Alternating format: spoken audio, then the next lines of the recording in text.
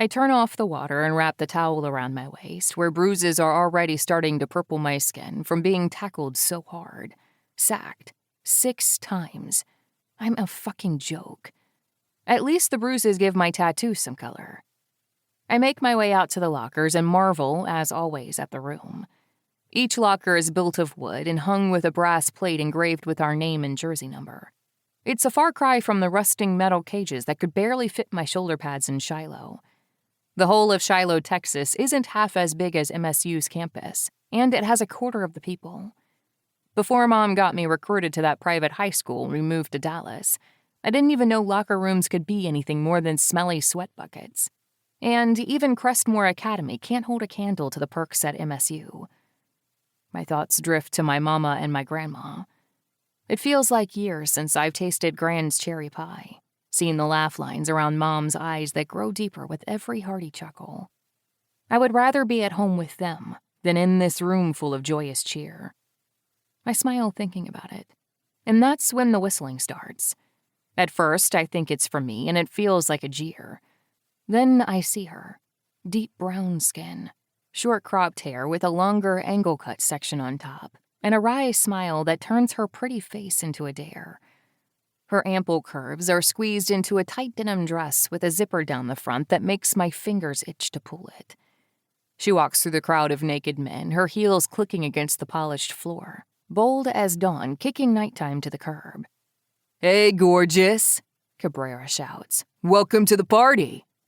He's standing on a bench, wearing nothing more than a towel and a Mustang horsehead hat. "Come to give us our prize, honey?" Another guy leers, and she rolls her eyes in amusement. "Why don't you come over here and drop that sweet ass on this?" Dwayne Sheehan says, whipping off his towel and thrusting his pelvis forward. That one gets her attention, which makes my gut clench. She stops and turns her head slowly in his direction. A surge of anger rises in my chest. I've always known Sheehan is an asshole, but I feel the sudden urge to pound his head in. Before I can, she speaks. "Drop my sweet ass on what?" she asks, placing a hand on her tiny waist, where it blooms into an ass that would fill my hands and more. She looks him up and down. "I don't see anything worth my time." The guys explode into laughter as Sheehan snatches his towel to cover himself. "Bitch," he mumbles under his breath. Before I can stop myself, my body is hurling toward him. In half a second, I have him pinned against the wall. "What the fuck, man?" he says, writhing. "Apologize," I say. "For what?" "Apologize." "Sorry, jeez," he says. "It's cool," she says. "Every time a douche calls me a bitch, my ovaries get bigger.